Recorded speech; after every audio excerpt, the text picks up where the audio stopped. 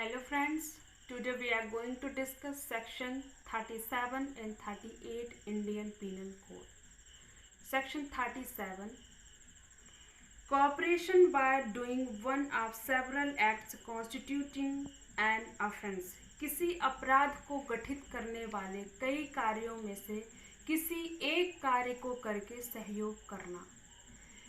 दोस्तों, जब कोई अफेंस कमिट करते हैं लोग तो उसमें बहुत सारे उनके प्री प्लान्ड होते हैं।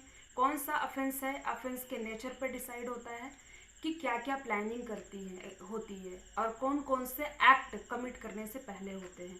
उन पूरे प्रिपरेशन में जो भी सहयोग करेगा किसी एक भी कार्य में या एक से अधिक कार्य में कोई भी सहयोग करेगा तो वो वैसे ही पनिशेबल होगा जैसे कि मेन अफेंडर पनिशेबल होता है।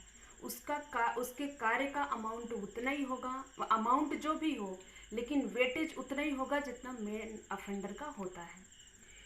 जैसे हम एग्जाम्पल देखते हैं कि दो व्यक्ति हैं, किसी एक थर्ड पर्सन को जहर की छोटी छोटी मात्राएं देके मारने की कोशिश करते हैं और दोनों एग्री होते हैं और एक अलग अलग समय में अलग अलग व्यक्ति हैं, अलग अलग टाइम है और जहर की छोटी छोटी मात्राएं उस थर्ड पर्सन को दे रहे हैं ताकि उसकी मृत्यु कारित की जा सके।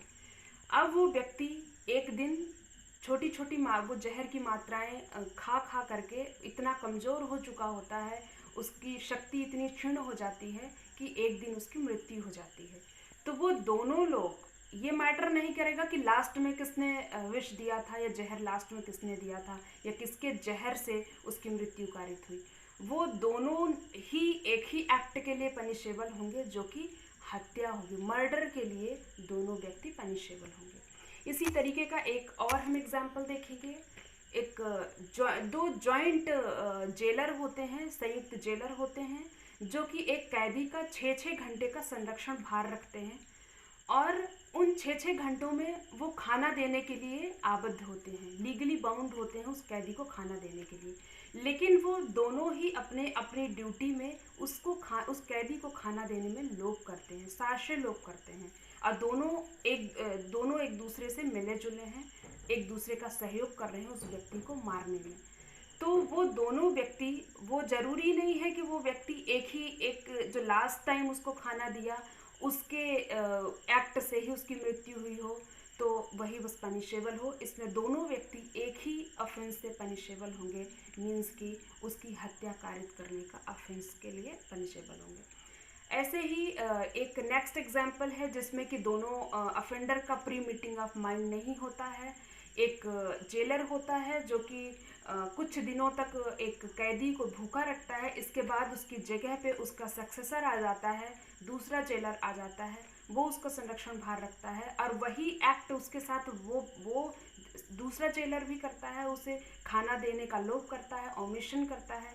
उसके ओमिशन की वजह से उस व्यक्ति की, उस कैदी की मृत्यु हो जाती है। यहाँ पे प्री मीटिंग ऑफ माइंड नहीं है, दोनों एक दूसरे को नहीं जानते थे, उनका कोई सहमति एक दूसरे से एग्री नहीं हुए थे, इसलिए वो जो फर्स्ट वाला जेलर है वो अटेम्प्ट टू मर्डर के लिए हो सकता है पनिशेबल और जो सेकंड जेलर है वो मर्डर के लिए पनिशेबल 302 में पनिशेबल हो सकता है।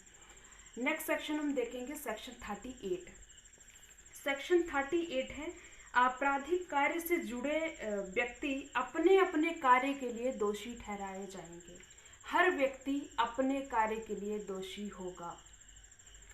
जैसे कि ए जो है, ए नामक व्यक्ति सडन इन ग्रेट प्रोवोकेशन में किसी व्यक्ति की हत्या कर देता है जो कि अमाउंटिंग टू कल्पेबल होमिसाइड, एक आपराधिक मानव वध की श्रेणी में आता है, हत्या की श्रेणी में ना आकर आपराधिक मानव वध की श्रेणी में आता है।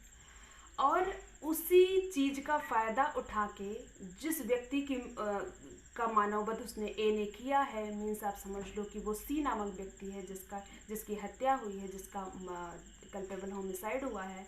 अब बी नामक व्यक्ति आता है जो किसी से वैमनस्य रखता था और वो भी आके ए के साथ कोऑपरेट करता है उस वध करने में, उसका मर्डर करने में ए के साथ कोऑपरेट करता है और इस वजह से कि उसकी मृत्यु कारित की जाए, तो हो सकता है कि जो ए है वो कल्पेबल होमिसाइड के लिए पनिशेबल हो, लेकिन जो बी है जो कि जानबूझकर आके उससे दुश्मनी की वजह से और फ़ायदा उठाना चाह रहा था उसका, तो इसलिए वो हत्या के लिए पनिशेबल होगा। ओके दोस्तों, आज के वीडियो में इतना ही। नेक्स्ट वीडियो में हम नेक्स्ट सेक्शन देखेंगे। Okay, bye bye. अगर मेरा वीडियो आपको पसंद आए तो लाइक, शेयर एंड सब्सक्राइब करना ना भूलें।